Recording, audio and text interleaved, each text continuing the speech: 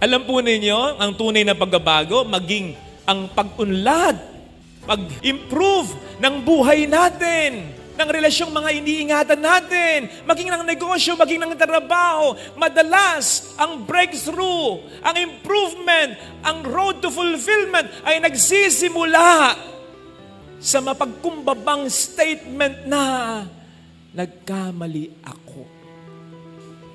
Mali talaga yung sinabi ko. Mali yung desisyon ko. Mali yung ginawa ko. Iniisip kasi natin na kapag nagkamali tayo, malaki ang nababawas sa ating pagkatao, which is wrong. Saying something wrong, doing something wrong, choosing something wrong does not automatically make us a wrong person.